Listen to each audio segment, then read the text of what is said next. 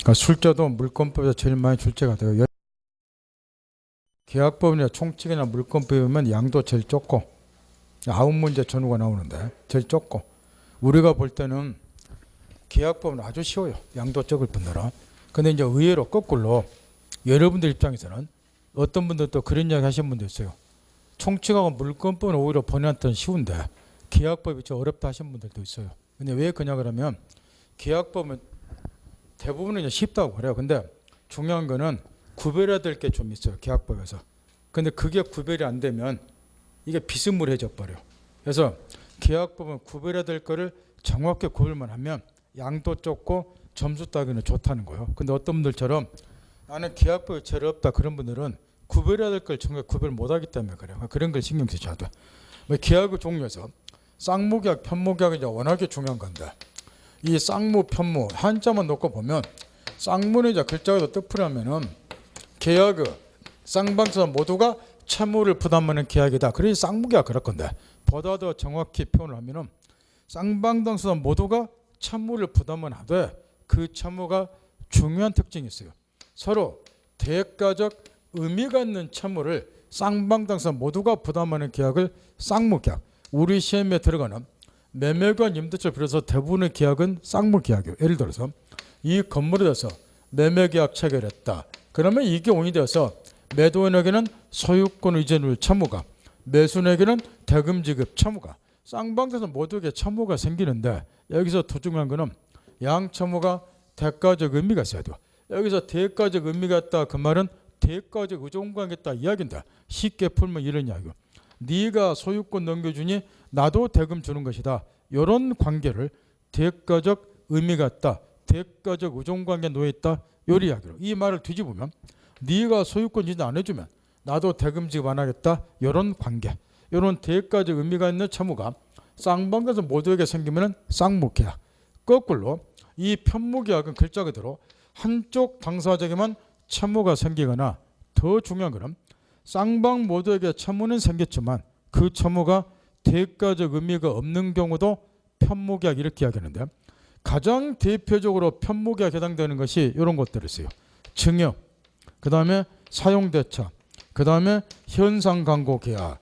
요 세 개가 가장 전형적인 편무계약인데, 증여는 증여자 일방에게만 소유권 넘길 채무가 있지 수중자는 무상이니까 대금 지급 채무가 없잖아요. 그래서 한쪽에만 채무가 생긴다. 그런 이제 편무계약일 건데, 문제는 현상광고계약이 왜 편무계약인가, 이게 그렇게 중요하다는 거.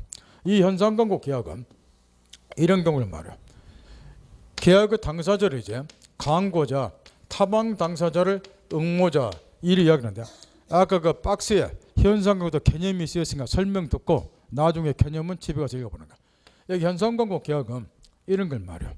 일방 당사자 광고자는 광고서 진행 행위를 완료한 자에게 보수를 지급할 것을 약정을 하고, 광고자는 타방 당사자 응모자는, 자, 이 대목이 핵심인데, 타방 당사자 응모자는 광고에서 지정된 행위를 완료함으로써 성립하는 계약을 현상광고 계약 이렇게 이야기를 한다는 말이에요. 쉽게 요즘은 우리가 신문을 잘 안 보지만 옛날에 저 신문을 보면 아침에 제일 앞면에 이런 것들이 많이 나왔어요.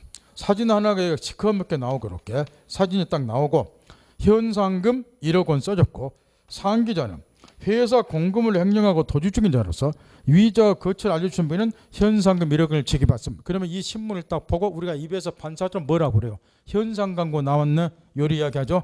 요게 현상광고 계약이야. 그러면 여기에 광고 친자는 사람 차용자에게 현상금 보수 1억 원 지급받도 약속을 했죠. 문제는 응모자라고 말. 요게 이제 특징인데 설명드려도 광고 진행 행위를 완료함으로써 성립이 된다. 완료한다. 요게 이제 핵심 포인트인데, 이 경우에 요거는 광고 등을 쳐가지고 이런 일을 해준 사람에게 현상금 얼마 주겠다, 이렇게 청약을 한 거예요. 그러면 요 신문을 본 사람이 특정인 한 사람이 있는 게 아니지 않냐 그 말이에요. 우리 옛날에 보면 아침에 신문하면 이 신문 들고 화장실 다 가요. 그 신문 화장실 봐요. 그럼 이거 본 사람이 그것도 제일 윗면에 나와 이게. 그러면 만약에 이걸 이해하기 위해서 잠깐 DP 넘기세요. 이해하기 위해서 낙성계약, 요물계약을 먼저 보자 말이요.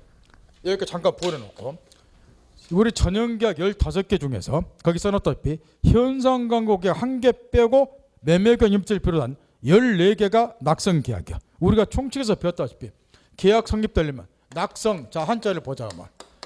한자 보면 금방 이해를 해버려. 낙성계약, 이거 승낙을 낙자죠. 그러면 승낙 의사표심이 있으면 성립되는 계약이다. 그래서 낙성계약이야. 그러면 청약이 먼저 있고, 이거 매매처럼 야 건물 1억 원에 살래 청약. 그러면 상대방은 승낙만 있으면 양 의사표 합의하다 성립되는 계약을 낙성계약. 살래 살게 의사표 합의점이 있으면 성립하는 계약을 낙성계약이라고 한단 말이야. 그러면 매매 임대차 교환 전부 낙성계약이야. 이 경우 이제 계약 성립되고 그다음 나중에 이제 소유권 이전되고 대금 지급하는 건 나중에 하는 거죠. 이렇게 의사표심 있으면 되니까. 근데 이제 유일하게 요물계약이 하나 있다고. 이거 뜻풀이 하면 한자를 항상 봐야 되고 요물 뜻풀이 그다음은 물건의 인도를 필요로 하는 계약이다. 그래서 요물계약 그래요. 따라서 요물계약은 당사자 청약 승낙 의사표시 합치면 있어가지는 안 되고 여기에 플러스 물건의 인도 기타 일정한 급부 일을 완성한다든가 이런 일정한 행위가 있어야지 비로 성립되는 계약을 요물계약 그래요. 이렇게. 그러면 전형계약 15개 중에서 현상광고계 1개만 원래 계약은 낙성 의사표 합치면서 성립 낙성계약을 원칙으로 하는 거야. 그래서 유일하게 현상광고계 하나만 요물계약인데 의사표시 이외에 물건 인도하든가 일을 완성한다든가 이런 게 추가적으로 있어야지 성립이 된다는 거. 그러면 왜 현상광고계 하나만 요물계약이냐? 다시 이리 돌아와서 여기 보세요. 이게 만약에 낙성계약으로 해놓게 되면은 문제가 하나 생겨버려.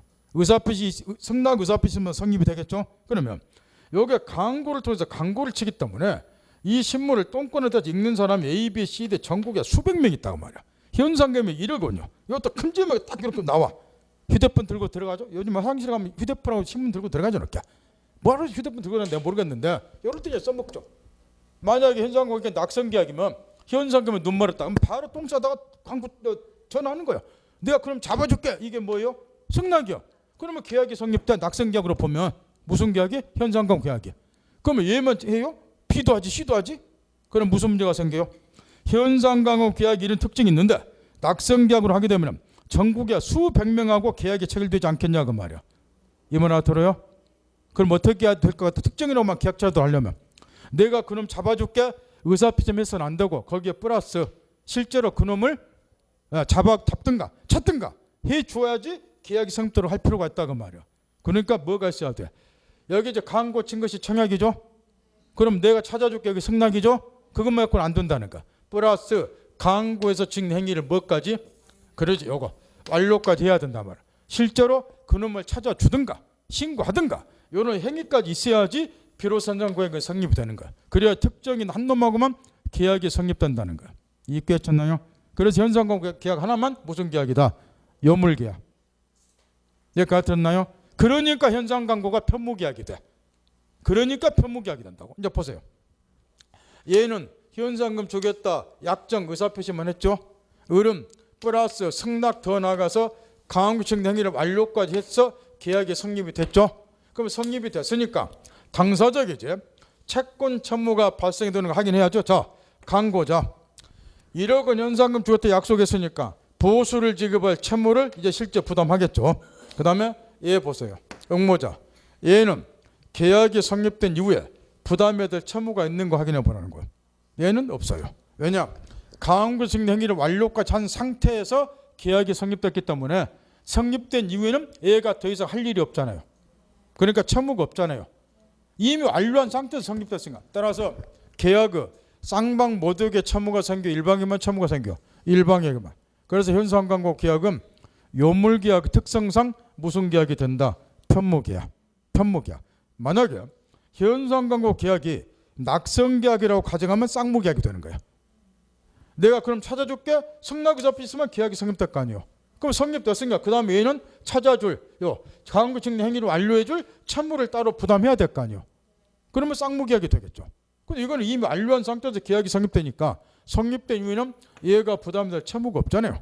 얘한테만 채무가 생기고. 그러니까 현상광고는 요물계약의 특성상 유일하게 요물계약이요. 특성상 편무계약에 해당이 되는 이 관계를 꼭 이해를 하라 말이에요. 그 다음 그러면 쌍무하고 편무는 왜 구별하냐? 구별의 실익도 시험에 나오는데 쌍무계약은 쌍방자 모두에게 대가적 의미 있는 채무가 생기니까 바로 뒤에서 배워요. 동시행의 항변권하고 위험부담이라고 하는 게 있어요. 이 두 가지 특유한 효력이 쌍무계약으로부터만 발생이 되고 한쪽 당사자만 채무가 생긴다든가 하는 편무계의 경우는 동시행 항변권과 위험부담 문제가 발생이 안 되기 때문에 양계약을 구별. 따라서 이제 요거 끝나면 이제 그 다음에 쌍무계약의 특성으로부터 발생이 되는 동시행 항변권하고 위험부담 문제가 나와요. 그래서 이 실익이 아주 중요하다는 거. 그 다음 유상 무상계약. 지금부터 있는 대로 집중하셔야 돼요. 이 계약의 종류가 나오면 쌍무, 편무, 유상, 무상 다 기본이 나오는데 유상계약은 글자 그대로 양 당사 모두가 대가적 의미 있는 재산을 출원하는 것을 우리가 유상계약 그래요.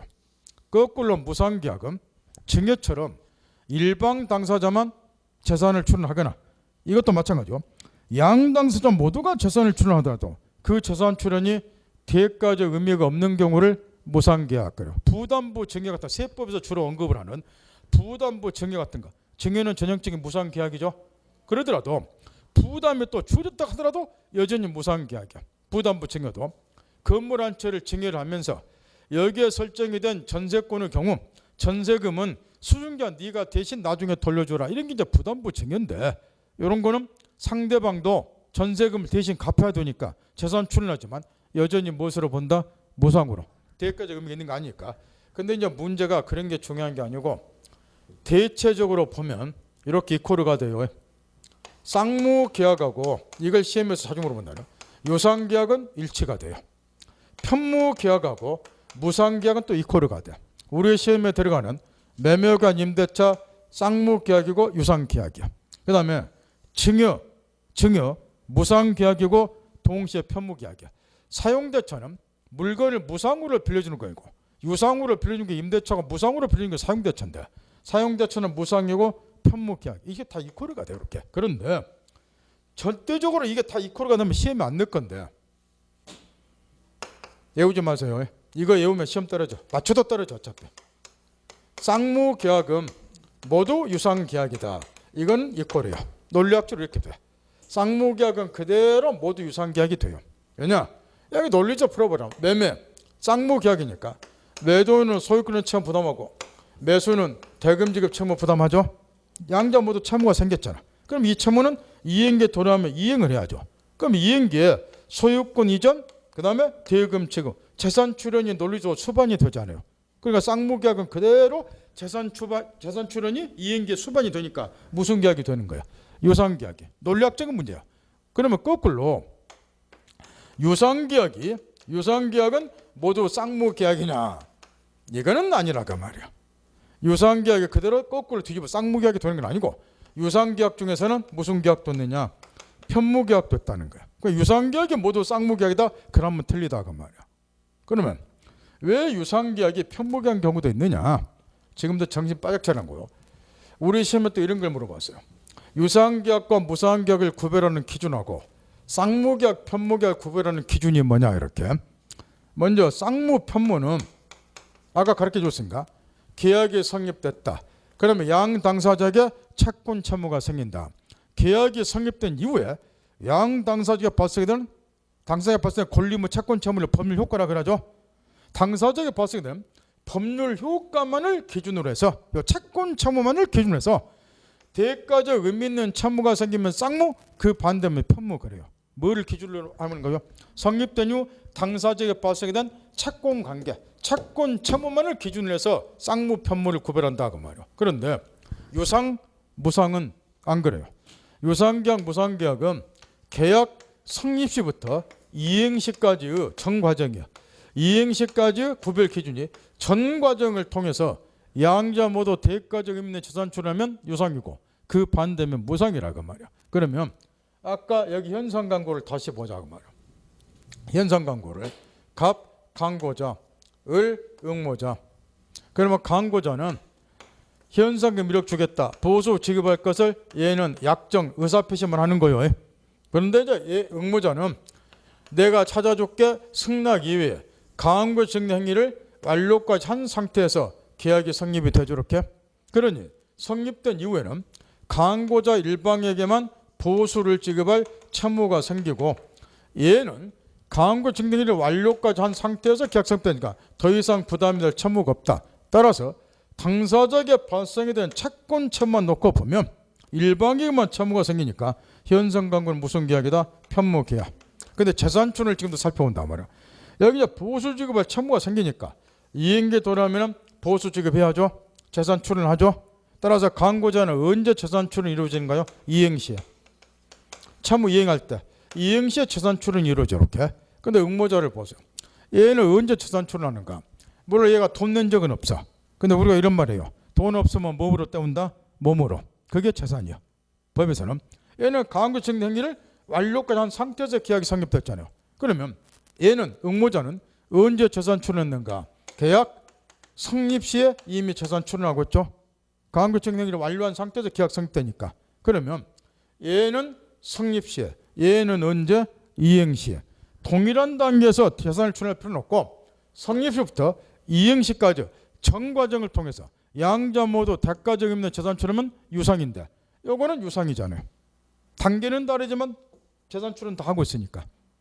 이해했나요? 따라서 유상계약이 그대로 쌍무계약이 되는 건 아니란 거죠. 편무계약도 있죠. 그게 무슨 계약이요? 현상강구 계약. 그래서 현상강구 이해 잘하는 거예요.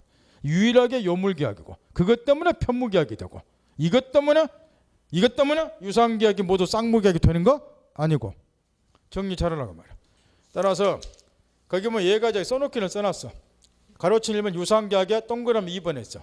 쌍무계약은 언제나 유상계약이 되지만 유상계약에 반드시 쌍무계약이 되는 건 아니다. 현상강구는 유상이지만 편무계약에 해당이 되니까. 근데 두 줄 외우려고 하면 쌩통 쌓여. 아무 사람 외우려면 이거 외우는데 세월 다 간다고. 논리학적인 문제니까 외우지 마세요. 시험에서는 자주 물어봐. 그래도 또 외우게 필법 벌써 3개 쳤고. 외우지 마세요 진짜로. 논리적인 문제라니까. 쌍무는 그냥 유상이 되는 거야 그대로. 논리학적으로. 다만 유상이 이제 그러면 쌍무가 되냐? 그건 아니란 거지. 기준이 다르기 때문에. 현상강처럼 유상이지만 편무가 되는 경우도 있으니까. 그 관계를 이해 잘하라고 말이야. 내가 자꾸 하는 이야기가 물론 외워서 맞출 수는 있어요. 근데 떨어진다니까 어차피. 왜냐? 남은 상식으로 푸는 거 나는 이거 외우느라고 세월 보내니까 어차피 공부 못 하잖아요. 다른 거 중요한 건 놓치니까. 그래서 그러는 거예요. 그 다음 뒤에 넘기세요. 낙성계약 요물 가르쳐주니까 요물계약에서 동그라미 2번을 보세요. 이 요물계약도 간간히 물어보는데 전형계약 15개 중에서는 유일하게 현상강구계약 하나만 요물계약이에요. 그 다음에 전형계약은 아니지만 기타 요물계약으로서 지겹도록 시험에 넣은 거 하나 있는데 그게 저 시간 중에 자주 언급한 계약금 계약이요. 계약금 처리 알았대요. 계약금 계약. 그게 요물계약에 해당입니다. 근데 계약금 계약 요물계약이다. 이거 갖고는 또 손도 못 대. 따라서 이거는 뒤에 매매 찾아보면 계약금 계약이 자세히 나와요. 거기서 저 계약금 계약이 요물계약이다. 그게 무슨 의미냐 하는 것이 자세히 나와. 그래서 그건 그때 배우라고 나머지는 무시해도 상관이 없고. 그 다음 계속적 일시적 계약은 신경 쓸 필요 전혀 없어요. 이걸 구별하는 것은 계속적 계약은 계약 효력을 소멸시킬 때 우리가 시간 중에 해제란 말이 총칙에서 자주 나왔죠. 해제란 말이 요거하고 관련이 있다고. 계속적 계약 효력을 장려력에서 소멸시키는 것을 해체라 그래요. 일시적 계약 효력을 소급에서 소멸시키는 것을 해체라 그러고. 따라서 일시적 계약하고 계속적 계약은 해제 때문에 구별을 하던데 이게 이제 우리 시험에 들어가는 매매교환 임대차 중에서 매매하고 교환은 일시적 계약이요. 딱 책을 보면 이런 것들은 해체라고 책에 설명이 됐어. 근데 계속적 계약, 임대차 계약은 계속적 계약 해당이 돼요. 딱 임대차 부분 찾아보면 임대차는 해체란 말이 안 들어갔고 뭐라고 되어 있어요? 해체라고 되어 있어요. 이것 때문에 구별하는 거야. 딱 이것만 구별하면 되니까 나중에 해제할 때 공부하면 되니까 거기에 뭐 계속적 계약의 특징 같은 거 이건 옛날 쌍팔년도에 나왔던 문제들이야. 요즘에 이런 거 내는 무시간 놈 없어요. 따라서 해제 때문에 구별한다. 그리고 나중에 해제 공부할 때 왜 일시적 계약은 해제를 하고 계속적 계약은 해지를 하는가 그것만 깨우치시면 돼. 예약 본계약도 마찬가지야. 계약의 성립 뒤에 넘기세요. 청약 성능 합체가 돼야지 계약이 성립돼요. 따라서 이거는 두 가지 측면에서 합의가 이루어졌는데 하나는 내용적으로 합치가 돼야 되고 그걸 객관적 합치. 예를 들면 갑이 을에게 내 노트북 현금 1억 원에 살래? 그러면 상대방이 알았다, 현금 1억 원에 살게. 이렇게 내용적으로 합치하는 것을 객관적 합치. 그 다음에 주관적 합치. 밑에 A 들어나서 읽으면 되고, 갑이 을에게 청약했더니 그러면 을이 성락해야지 계약 성립하는 거예요. 상대방 을 말고 병이란 놈이 성락해도 계약이 성립이 안 된다. 상대방이 누구인가에 봐서 잘못이 없는 걸 주관적 합치. 집에서 읽으세요. 시험에 나오니까. 그 다음 불합치. 양의사표시 합치하자는 건 불합치. 이때 이제 두 가지 종류가 있는데, 의식적인 불합치. 글자 그대로 양의사표시가 일치하지 않고 있는 것을 당사자가 알고 있는 경우 의식적 불합치. 거기 예 드러났으니까 꼭 읽으시면 되고.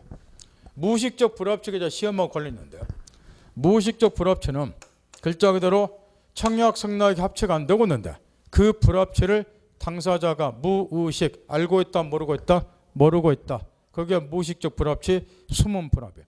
요게 총칙에서 배운 뭐하고 비스무리야. 그래서 시험에 내는 거예요. 착오하고 개념이 비스무리야.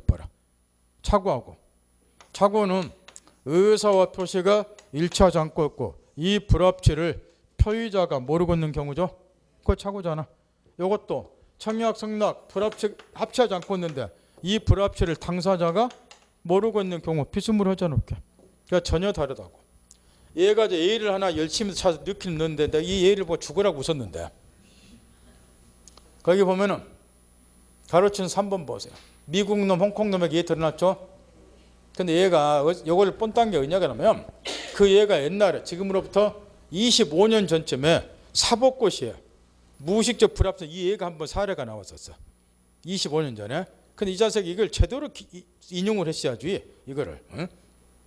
내가 묻는 이유가 있다고. 거기 예를 보면 이렇게 돼 있어. 홍콩인 갑은 홍콩 달러 100달러 매도하고 청했고 미국인 을은 미국 달러 100달러 매수했다고. 그러면 달러는 값어치는 다르잖아요. 그러면 청약 성락 일치는 안 되잖아.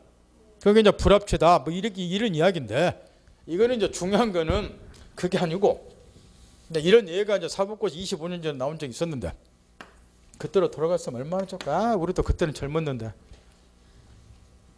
최근 4, 5년 사이에 퍽 늙어버렸고 서울 한번 갔더니 나 아는 사람이 선생님 어째 그렇게 몇 년 사이에 퍽 늙어버렸어요. 그래갖고 억장이 무너져갖고 운전면허 경신한다고 사진을 찍어서 딱 봐도 사진 본인 거 알겠더라고. 이 앞전에 경신할 때 사진하고 요번에 한번 다 찍었는데 왜 이렇게 팍 늙어버려서 팍 완전히 요거는 망토로 늙어버더라고 사진 보니까. 이렇게. 그것도 여러분이 보상을 해야 되는데 여러분 때문에 팍상 늙어버렸고요. 내려와서 팍상 늙어버렸어. 4, 5년 동안에. 왜 그렇게 공부를 안 하시는가 몰라. 공부하면 재밌을 것 같은데 행복하고. 오늘 공부한 거를 집에 갈 때 이따 해 넘어갈 때 가실 건데 만약 내가 이해라고 간다 해보세요. 해는 뉘었는데 넘어가냐. 이건 미치는 거예요. 석양 쳐다보면요. 온갖 행복이 막 밀려와가지고 오늘 너무나 뜻깊은 날을 보냈다. 단 이해가 됐을 때, 많은 이해를 하고 갈 때 너무 행복해 이게. 그것이 이해 안 되고 이제 다초 어연구한 사람은 이제 뭐 행복이 뭐고 올 일 없잖아. 아, 또 오늘 욕밥으로도 하고 그냥 가다 술 먹고 들어가는 거지. 예? 욕은 내가 봤는데 여러분이 욕 본 건 없잖아. 예? 이해하면요 정말이야. 말할 돈으로 살 수 없는 행복이 밀려와요. 돈으로 살 수 없는. 여러분이 언제 이런 민법 공부를 해보시겠냐고. 앞으로 두 번 다시 없어요. 이해하면 정말로 행복이 밀려와요. 나는 요즘도 내가 아직도 민법을 모르는 게 많기 때문에 여러분 가르칠 실력은 되는데 내 나름대로 뭐 애매한 것들이 좀 있어 모르지만 항상 생각을 해요. 그러다 일요일날 전국 노래자랑 보다가도 그 생각이 딱 떠오르면 책을 찾아봐요. 그 해결한 게 있어요. 여러분 시험하고는 상관이 없는데 그러면 너무 행복한 거예요. 그리고 나 혼자 막 웃어요. 이거였는데 그동안 내가 헤맸네 그러고. 너무 행복하다고. 지금 우리 입장에서도. 여러분은 근데 알 것이 너무나 많아. 그러면 행복이 날이면 날마다 밀려와야 되는데 왜 날이면 날마다 온만 인상을 찌푸리고 그러고 다니시는가. 참 이해하기 불가능해. 이해 위주로 해보세요. 예? 정말 행복해서 미친다니까요. 새로운 걸 배운다는 것이 여러분 삶의 원동력이 되고, 안 그래요? 지금 새로운 걸 배우는 것은 나 같으면 그럴 것 같은데. 그래서 그걸 제대로 배우셔야 된다 말이야. 여러분이 선택한 길이니까. 누가 강요한 거 아니잖아. 그 얘는 이런 거예요. 갑이 지금 홍콩인데 얘는 지금 미국 얘고 얘는 이제 홍콩 달러 100달러 예를 들어서 자기 노트북을 팔겠다고 청약을 한 거예요. 홍콩 달러 100달러에 팔겠다고. 그런데 얘가 여기서 중요한 거는 상대방이 청약의 의미를 오해를 했다 이런 이야기야. 청약의 의미를 오해를 해서 여기 그냥 100달러 하니까 자기는 미국 놈이잖아요. 그러니까 이거를 뭐로 오해했다는 거야. 얘는 홍콩 놈이니까 홍콩 달러 100달러 팔겠다고 청약을 했는데 청약 의미를 얘는 오해를 해서 미국 달러 100달러에 판다고 청약했다고 착각했다고 말이야. 해서 자기는 미국 달러 100달러에 사겠다고 승낙했다 이런 이야기를 하고 말이야. 청약 의미를 오해해서 상대방이. 이럴 때 이제 무의식적 불합치가 생기는 거예요. 청약의 의미를 오해해서 그 청약과 일치하지 않는 승낙을 하는 경우 그걸 얘 들어놓은 거야. 원래 사법고시는. 근데 얘는 이제 이런 걸 모르니까 그냥 얘만 갖다 넣어 놔본 거고. 뭔 말 알아요? 요 청약 의미를 상대방이 뭐 했다? 오해를 해서 청약과 일치하지 아니하는 승낙을 하는 경우 이런 게 무의식적 불합치다 그 말이야. 그러면 얘는 이제 이 홍콩 달러 100달러를 자기는 미국 놈이니까 미국 달러를 오해해서 자기는 미국 달러 100달러 사겠다고 승낙을 했다. 그럼 보세요. 얘네들은 청약과 승낙이 실제로는 합치하지 않고 있죠. 근데 그 불합치를 모르고 있잖아요. 오해했기 때문에. 따라서 이런 거를 무의식적 불합치, 숨은 불합이 그런데 요거는 계약이 성립이 안 돼요. 이렇게. 그런데 착오하고 그냥 차이를 한번 음미를 해보라. 착오는 이런 거야. 총칙에서 배운 거야. 착오는 얘가 자기 토지를 1억 원에 팔겠다고 내심으로 의사를 가졌다. 요거는 여기서 눈 안 보이고. 그런데 깜박에서 표시는 1,000원으로 했다. 이렇게. 그 대신 얘 눈에 보는 건 요게 보이니까 1,000만 원 사겠다고 승낙했다. 그러면 청약과 승낙은 뭐 하는 거요? 그렇지, 일치하는 거예요. 그 계약이 성립이 돼요. 따라서 무의식적 불합치는 의사표시 두 개를 비교하는 거죠. 청약과 승낙 두 개 사이에 간극, 틈이 생긴 거라고. 의사표시 두 개 비교하잖아요. 여기 합치하는 거. 근데 착오는 의사표시 두 개가 아니라 한 개의 의사표시 내에서 우리가 의사표시한 것은 내심에 들은 실제 의사하고 의사 표시가 결합해서 한 개 의사표 되잖아요. 요 사이에 갭이 생기는 거예요. 뭐 실제 의사표시 일치가 나왔으니까 한 개의 의사표시 내에서 내심에 들은 실제 의사하고 그 의사 의비적 표시가 일치하지 않는 경우니까 의사표시 두 개 비교한 거 아니잖아요. 구별했나요? 따라서 이거는 계약이 성립돼요. 이거는 계약조차 성립이 안 돼. 따라서 결론 무의식적 불합치, 숨은 불합의 경우는 착오 문제가 발생이 된다 안 된다 이런 걸 물어본다고. 그러죠. 그거 핵심이야. 착오 문제가 발생이 안 돼. 착오는 계약이 성립된 이후에 발생되는 문제니까. 이건 계약이 성립됐잖아. 그것만 구별하시면 돼. 따라서 이 얘도 가로친 4번에다가 동그라미 1번, 동그라미 2번 설명 잘 해놨어. 근데 마지막에 딱 2%가 부족해. 결론이 하나 빠졌다고. 설명이 잘 해놨는 동그라미 1, 2번에 무의식적 불합치의 경우에는 착오 문제가 발생할 일이 있다 없다? 없다. 그게 핵심인데 그것만 빠졌어요. 책에. 왜 착오 문제는 발생이 안 되고 계약이 성립이 안 됐으니까 그 때문에. 그다음 청약 승낙 계약서 다시 또 칠판 보세요. 지금 계약의 성립 형태를 보면 이렇게 되어 있다고. 전형적으로 계약이 성립되는 것은 일단 청약과 승낙 의사표 합치가 돼야지 계약이 성립되겠죠. 그런데 여기가 전형적인 계약의 성립 형태니까 일단 이거를 우리가 검토를 하고, 그런데 이런 경우도 있어요. 청약 승낙이라는 외형적인 틀은 갖추지 못했지만 양당사 의사표시가 실질적으로 합치가 됐다는 점에서 계약의 성립으로 간주하는 경우가 대표적으로 우리 시험에서 두 가지가 나와요. 다시 전형적으로 계약이 성립되는 청약 승낙이 합쳐서 성립해요. 근데 이런 청약 승낙이라는 외형적 틀은 갖추지를 못했지만 실질적으로는 양당사 의사가 합치가 됐다는 점에서 계약의 성립으로 보는 경우가 두 가지가 있는데, 요게 시험에서 단답수를 엄청 나온다는 거. 하나는 의사 실현에 의한 계약의 성립, 하나는 교차 청약이라고 하는 거. 이렇게 줄거리 딱 잡고 따라서 먼저 요걸 살펴보고 그 다음에 이제 실질적으로 의사표 합치가 있다는 점에서 계약의 성립으로 간주하는 요 두 가지 살펴보고, 먼저 청약 승낙에서 청약 판례에서는 이런 거 읽어두시면 돼. 거기 의 있고 청약 요건에서 동그라미 1번 핵심, 청약은 상대방의 승낙만 있으면 바로 계약이 성립이 돼야 되겠죠. 그래서 승낙만 있으면 계약을 성립할 정도로 확정적인 의사표시일 것. 핵심. 동그라미 2번. 청약을 할 때 그 의사표시 속에 청약자가 누구인가가 굳이 명시될 필요가 없다는 거. 자동 판매기 설치. 자동 판매 설치한 게 청약이에요. 근데 거기에 청약자가 누군가 명시가 안 됐잖아. 그 다음에 시험에서 맨날 묻는 거 동그라미 3번. 여러분이 너무 좋아하는 문제. 불특정 다수에 대한 청약도 유효다. 자동 판매기 설치 같은 거. 시내버스가 정류장에 정차하는 것도 마찬가지고. 버스 회사가 청약 타는 내가 성낙. 불특정 다수 청약 점검 딱 하고. 문제는 다 집중. 이 청약하고 청약의 유인을 좀 구별해야 되는데 방금 핵심이 이거였어요. 청약이 되려면 승낙만 있으면 계약이 성립이 돼야 되니까 승낙만 있으면 계약이 성립이 있을 정도로 확정적인 의사표시일 것. 이게 청약 핵심 요건이요. 확정적인 의사표시일 것. 이 점에 있어서 뭐하고 구별해야 되느냐. 청약의 유인하고 구별해야 되는데 이론상으로만 놓고 보면은 아주 간단해요. 청약은 승낙이 있으면 바로 계약이 성립돼. 근데 청약의 유인은 글자 그대로 나에게 청약을 해오도록 뭐 하는 거예요? 유인 꼬시는 거야. 따라서 유인당한 상대방 쪽에서 청약을 하고 유인한 애가 다시 승낙하면 계약이 성립되는 거예요. 이론상은 이렇게 되는데 실제로는 청약인지 청약유인인지 구별하는 것이 상당히 어렵다고 말해요. 그래서 학자들 사실은 이런저런 견해 기준을 제시하는데 여러분 중개사 수준에서는 이렇게 구별하라고 말해요.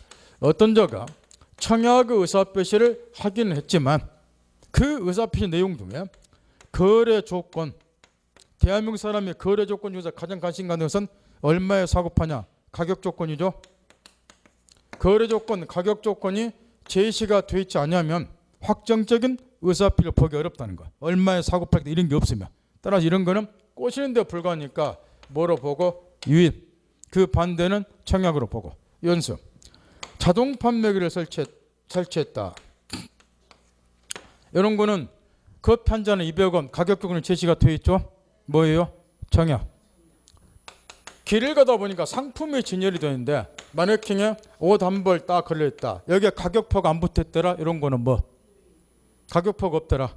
가격 조건 제시가 안 되었으니까 청약의 유인 꼬시는 거. 여기에 가격표가 붙었더라. 88만 원. 이런 게 정찰부 상품 진열. 요거는 뭐? 청약. 이런 식으로. 근데 이런 거는 이제 요즘 시험에는 안 나와. 우리 책에도 얘가 3번에다가 구인광고 이런 거는 청약의 유인이다 하고 이제 예를 들어놨는데 그러면 청약은 어떤 걸 말하는데 그거는 설명이 안 됐고 정찰부 상품 이런 거 갖고 연습하면 되고 그 다음에 요즘 시험에서 많이 물어보는 것이 이런 거예요. 최근에 지금 최근 판례들 다 빠졌는데 상가나 우리 시험에 이런 게 나왔다. 상가나 아파트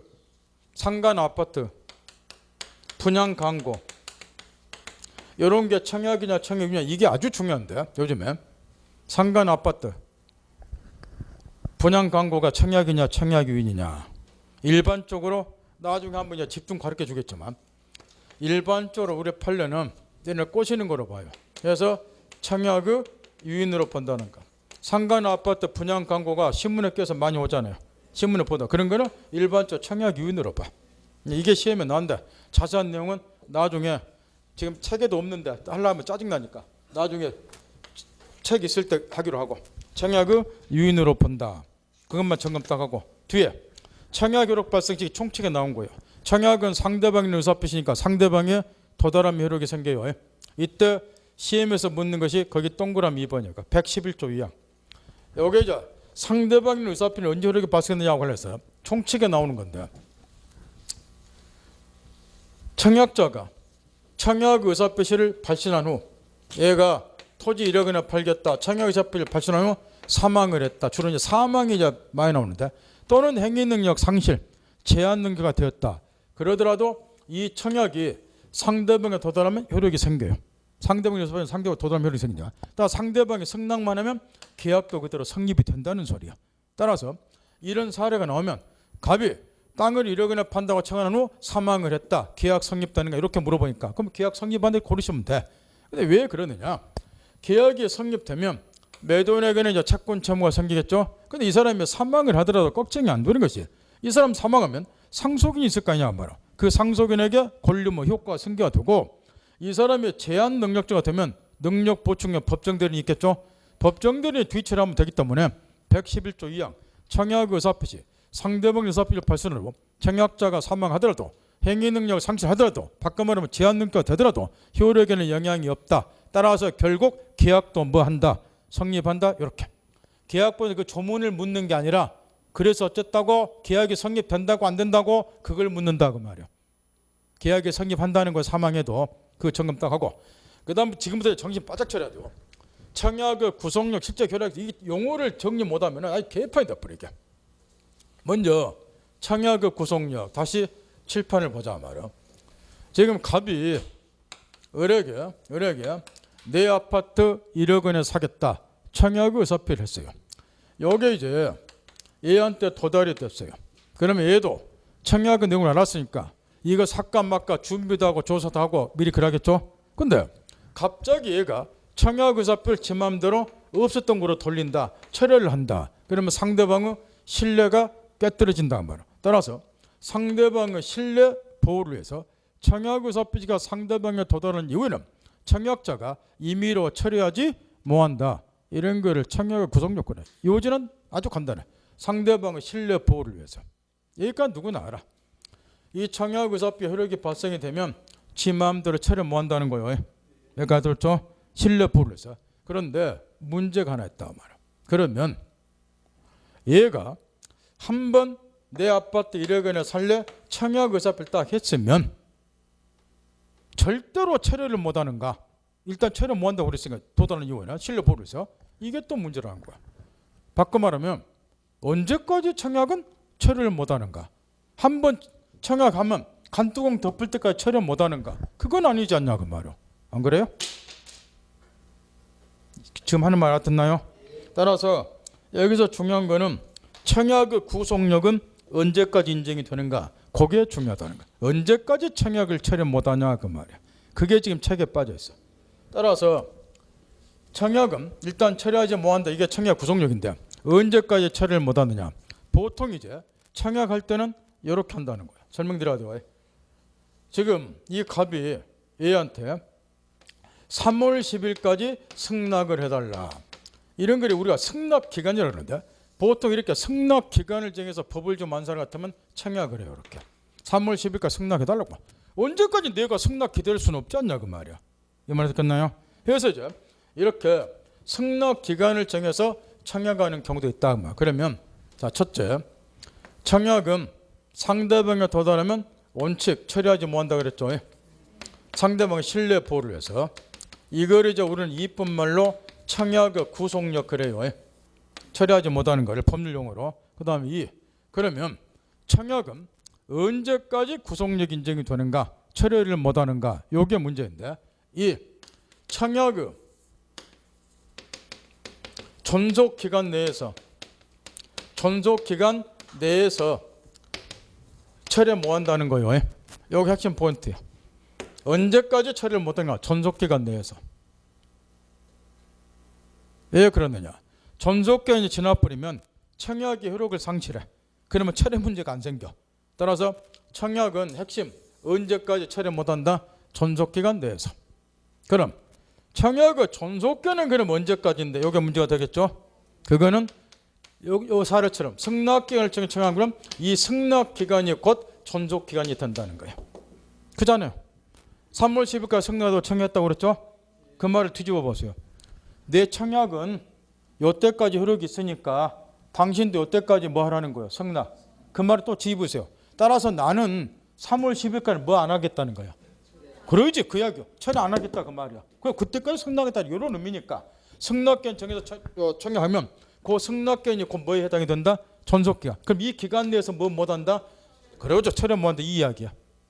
이해하셨나요? 따라서 이거를 개념이 같다는 걸 이해해야 돼요. 왜 이 부분에서 시험지 엄청 나오는데 이걸 몰라서 틀리는 게 아니고 이 용어 정리가 헷갈렸어. 왜냐하면 얘도 마찬가지야. 얘도 지금 이런 걸 이해를 못하니까 엉망으로 써놨어. 그러니까 이런 걸 읽어봐야 문제 못 푸시는 거야. 뭘 깨우쳐두냐. 이렇게 승낙기간을 정하면은 승낙기간이 곧 이퀄로 청약의 존속기간에 해당이 돼. 요 기간 동안 청약은 효력 존속한다 그 말이야. 그러니까 나 이 기간 동안은 뭐 안 하겠다는 거야. 그러지. 그러니까 당신도 이 기간 동안 뭐 하라는 거야. 소리 승낙하라 그 이야기요. 따라서 승낙기간이 곧 이코르 뭐에 해당이 되고 청약의 존속기간이요. 그럼 이게 이코르 곧 뭐에 해당이 된다? 청약의 구속력에 해당이 되는 거예요.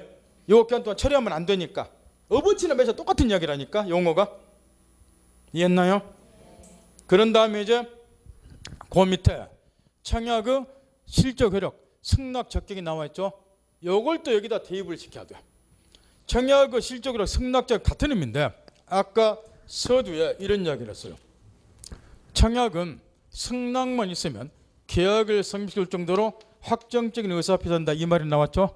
그러니 청약은 승낙만 있으면 계약을 성립시키는 효력을 갖게 되는데 이 효력을 청약의 실적 효력 승낙 적격 거래요. 청약이 어쩐다고요? 승낙만 받으면 계약을 성립시키는 효력을 갖는다. 그래서 압축시켜서 승낙을 받을 수 있는 효력을 말해. 그거를 청약 실적 효력 승낙 적격. 그럼 여기서 또 따져봐야 돼. 보세요. 얘가 3월 10일 날로 승낙 기간을 딱 정해서 청약을 했죠. 그러면 쉽게 말하면 얘는 얘한테 나 오래 못 기다려. 3월 10일까지 꼭 승낙해 주라고. 요때까지는 내 청약이 효력을 갖고 있으니까 요때까지는 나 처리 안 할 거야. 당신 기다리느라고. 그게 요 이야기죠. 그러면 이 말에 또 다른 말을 바꾼단 말이야. 따라서 가부 청약은 언제까지 승낙받아야지 계약이 성립할게요? 3월 10일까지. 그 이야기죠. 그러니 요 기간이 곧 이코르 동시에 뭐가 되느냐? 승낙 적격에 해당이 돼. 이게 다 같은 의미야. 뒤집고 맺히고 오는 거야. 요 기간 동안에 승낙을 받아야지 계약을 성립시킬 수 있잖아. 그잖아요. 그 청약은 요때까지 승낙 받아야 된다고. 그래 승낙을 받아서 계약을 성립시키는 효력은 청약이 언제까지 가져요? 요 기간 동안. 그럼 이게 곧 승낙 적격에 해당이 된다면 요 네 가지가 다 같은 개념이야. 이코르요. 이해할 수 있겠나요? 업어치고 매치고 똑같은 의미라고. 근데 또 이래 해주면 위험다. 예우느라고 생뚱 싸죠. 승낙기간 전착가. 나 돌아보기 싶으니까. 만들어 여러분이. 나 바보 아니다.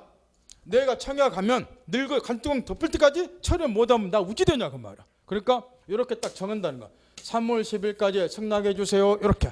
그럼 이걸 무슨 기간으로 부른다? 승낙기간. 그 다음에 요 기간 동안 청약은 효력을 갖는다 그 말이야. 그래서 뭐이다? 존속기간. 그러니까 이 기간 동안은 내가 당신 기다려야 되니까 나 뭐 안 하겠다. 처리 안 하겠다. 그래서 구속력 있는 기간이야. 그 다음에 따라서 청약은 이 기간 동안에 승낙받아야지 계약 성립시켰으니까 요 기간이 동시에 뭐 해당이 돼?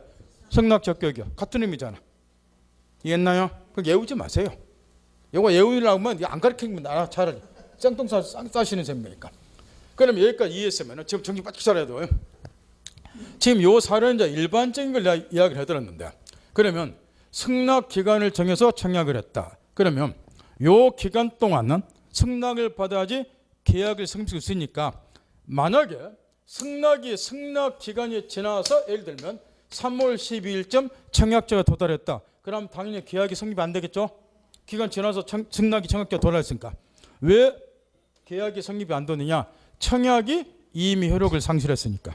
이제는 청약은 요 기간 동안 승낙을 받아야지 계약 성립시키는 효력을 갖는 거예요. 근데 이 기간이 지나버렸어. 그러면 벌써 떠났어. 청약이 기다려주는 기간이 지나버렸어. 청약이 더 이상 효력이 없어. 그러니까 계약이 성립이 안 된대. 책 조문에 이렇게 돼 있어. 제일 밑에 동그라미 이번에 528조 있죠. 승낙기간을 정한 청약 제목 밑에. 승낙기간을 정한 계약의 청약은 청약자가 그 기간 내에 승낙의 통지를 받지 못한 때는 효력을 잃는다 이렇게 돼 있잖아. 승낙 적격 상실한다 그 이야기야.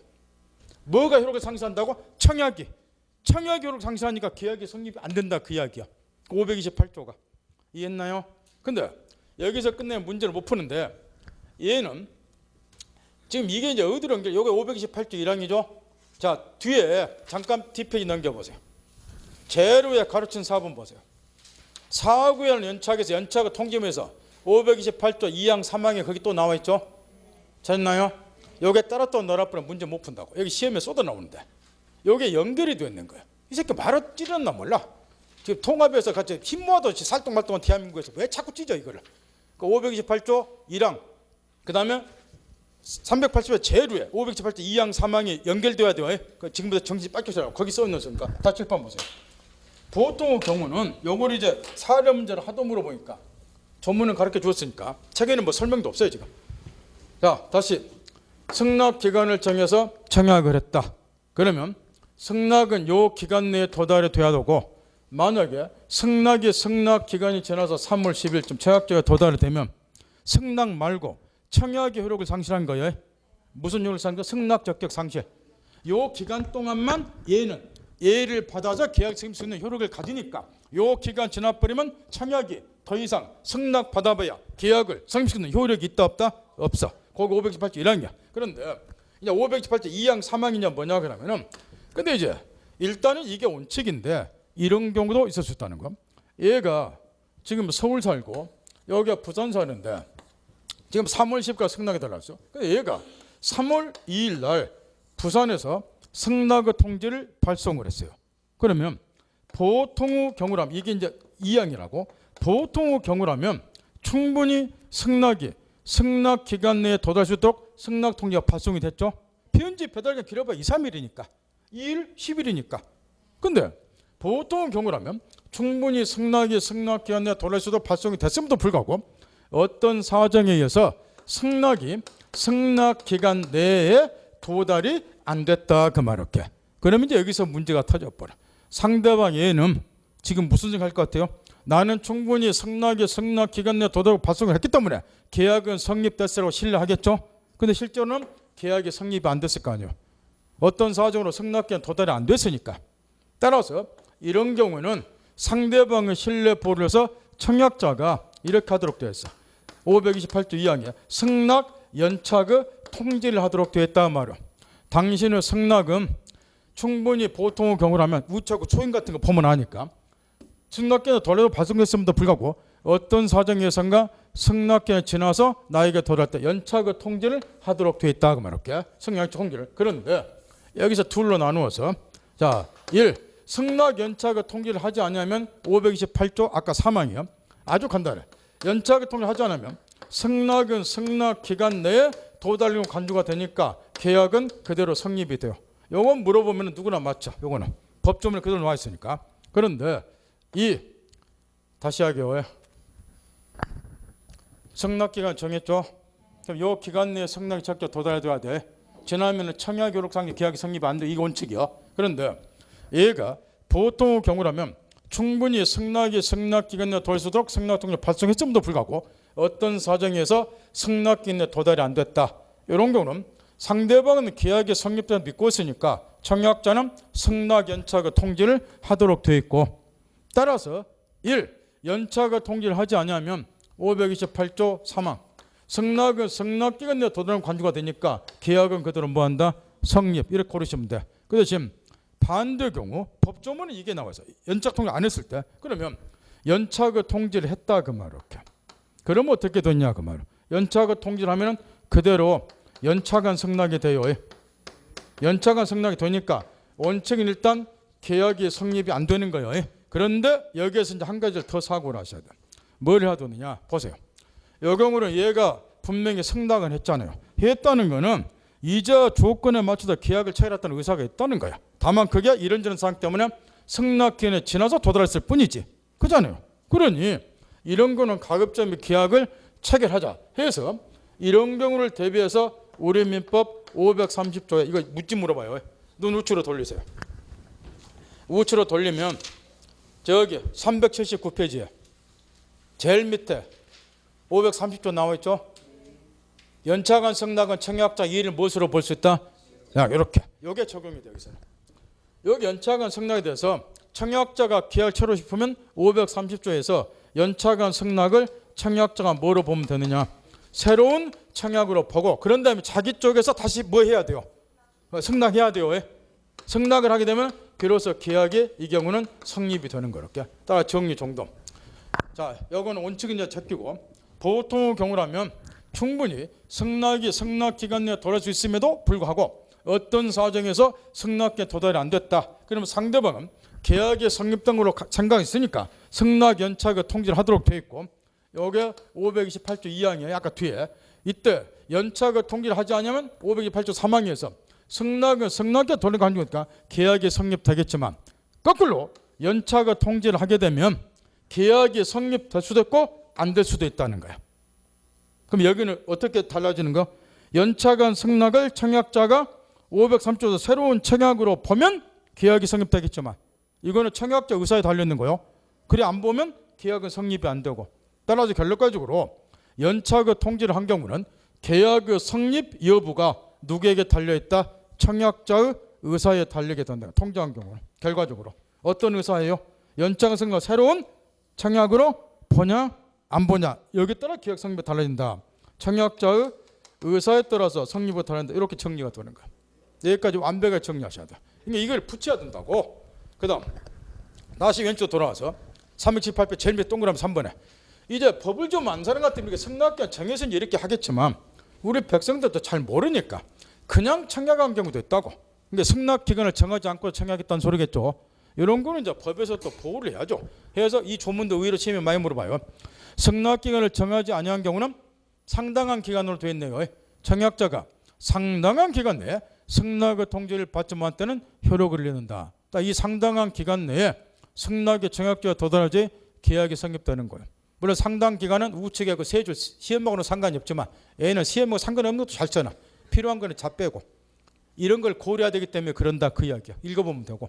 따라 정리 정돈 둘로 나누어서 청약할 때 1. 승낙기간을 정해서 청약한 경우 2. 승낙기간 정하지 않고 청약한 경우 이때 승낙 적격 청약은 언제까지 승낙받아야 계약이 성립된가? 승낙기간 정한 경우는 승낙기간 내에서 승낙기간 정하지 않는 경우는 언제까지? 상당한 기간 내에서 이렇게 되어 있는 거예요. 딱 이 기간이 각각 지나면 승낙 말고 뭐가 효력을 상실? 청약이 효력을 상실, 계약은 성립이 안 되고 만약에 이 기간이 지나서 연차간 승낙이 되면 530조에서 청약자가 새로운 청약으로 보면 계약을 성립 수도 있고 이런 거를 갖고 놓으셔야 돼. 이렇게. 그 다음 우측에 승낙 조금만 참으세요. 10분만. 승낙의 자유가 있다. 동그라미 1번에서 지겹도록 묻는 것이 거기 두 번째 세 번째 줄이고 청약했다고 해서 상대방의 승낙할 의무가 있는 건 아니기 때문에 승낙의 자유가 있어요. 따라서 청약자가 청약을 하면서 당신이 언제까지 회답을 안 하면 승낙한 것을 간주하겠다 하더라도 계약은 성립이 안 되는 거예요. 상대 구속 안 해요. 점검 딱 하고. 그 다음에 그 밑에 534조도 지겹도록 묻네요.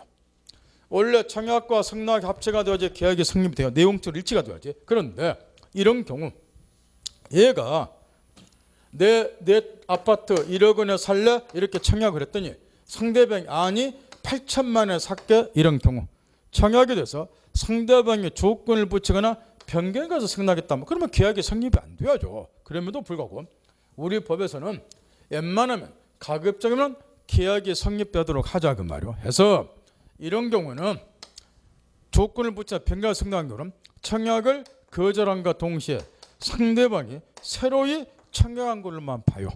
계약은 아직 성립되는 거 아니에요. 조심하시라고 그것만. 새로 청약으로 보니까 다시 청약자 쪽에서 뭐 하셔야 돼. 얘가 이제 8천만 원 팔래? 이랬으니까 얘가 다시 그래 8천만 원 팔게 승낙을 해야지 비로소 계약이 성립되겠죠. 현재 여기까지는 새로운 청약으로만 보니까 사람 문제 풀 때 그것만 조심하시면 돼. 그 다음 승낙의 상대방 동그라미 3번 무죄게 물어보네요. 청약하고 반대로 승낙은 불특정 다수나 승낙은 있을 수가 없겠죠. 꼭 누구한테 승낙해야 돼요? 청약자에게. 청약은 불특정 다수나 청약도 유효지만 승낙은 반드시 누구한테 해야 된다? 특정인 청약자. 그것만 딱 점검하고 뒤에 넘겨서 5번의 계약의 성립 시기 530조 531조 잠깐 7번 보세요. 이것도 총칙에서 나왔는데 원래 상대방이 있는 의사표시는 상대방의 도달함 효력이 생긴다. 111조이랑 도달지 원칙을 취하고 있는데 청약과 승낙은 상대방이 있는 의사표시예요. 따라 원칙적으로는 도달주가 적용되는 거예요. 그런데 여기서 한 가지 문제가 뭐냐 그러면은 이런 거예요. 얘가 서울 살고 얘가 부산 살고 서울 사는 갑이 부산 사는 에게 내 아파트 1억 원에 살래? 청약을 했다. 그럼 상대방이 의사표니까 청약의 상대방에 도달하면 효력 발생. 부산은 우리 조건이 맞으면 승낙하는데 이것도 상대방 의사표시. 그럼 원론칙적으로는 승낙의 청약자가 도달이 되면 승낙 효력 발생. 그러면 계약이 성립이 되겠죠. 이렇게.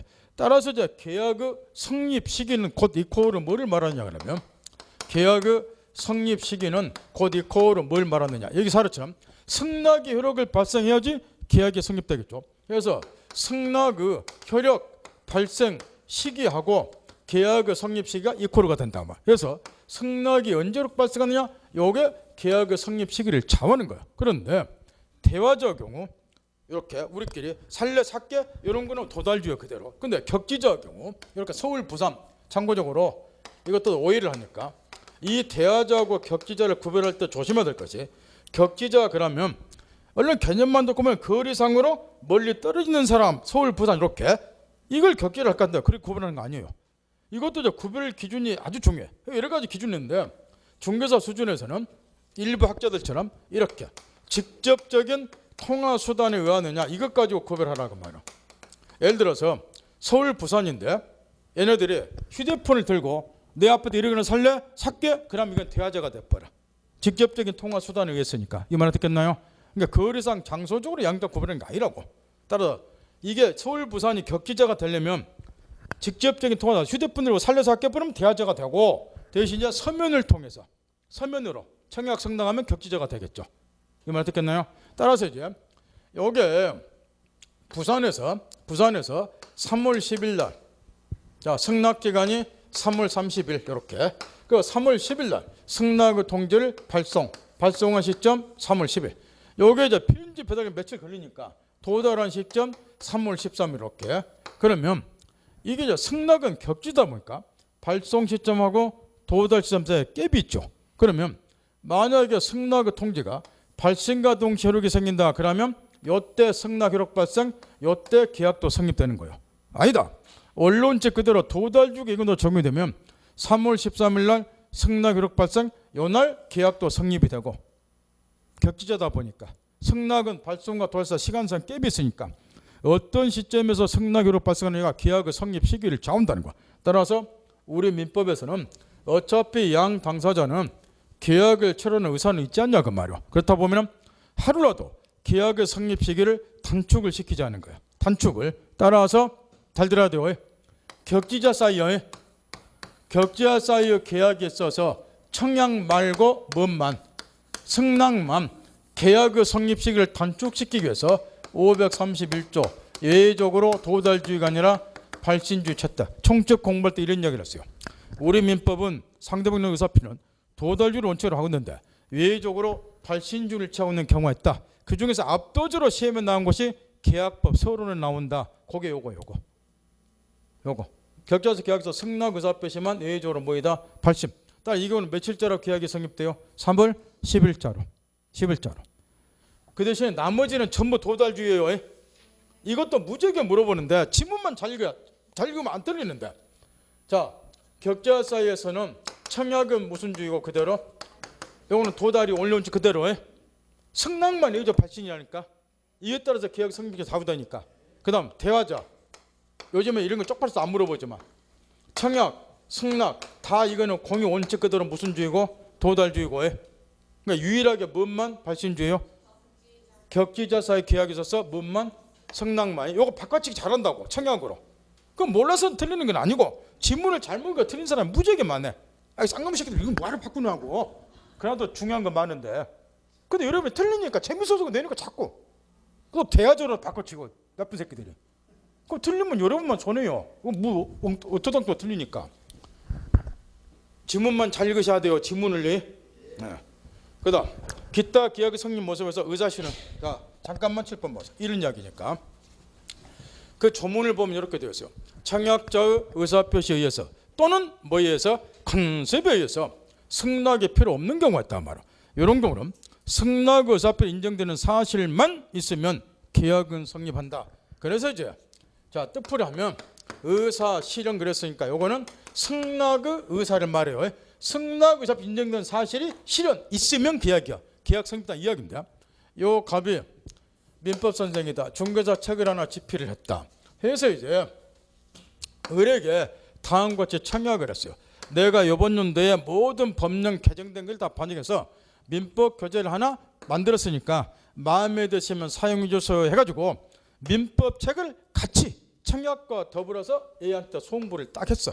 그러면 청약자 의사표 속에 당신 승낙은 따로 필요 없어요. 마음에 들면 책 그냥 써주세요. 이런 이야기니까 청약자 의사표에서 승낙이 따로 필요 없다는 것이 내포됐다는 거. 그러면 이 책을 받은 을이 책에다가 언더라인 치면서 아 민법상 욕받네 하고 언더라인 치면 그게 공부에 해당이 돼요. 승낙 의사표로 인정되는 사실에 해당이 되니까 별도 승낙이 없더라도 이 시점에서 계약이 성립한다. 이런 이야기. 이때 한 가지만 조심하자 말아.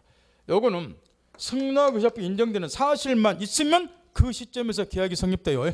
승낙 의사표 인정되는 사실이 있다는 것을 청약자가 안 때 성립하는 거 아니고, 그러니까 얘가 책을 사용하기만 하면 그 시점에 계약 성립되지, 얘가 내가 보낸 민법책에다 언더라인 치고 사용을 시작했다는 것을 얘가 안 때 성립하는 거 아니에요. 그것만 좀 보면 돼. 교차 청약은 더 쉬워. 교차 청약은 이런 걸 말해요.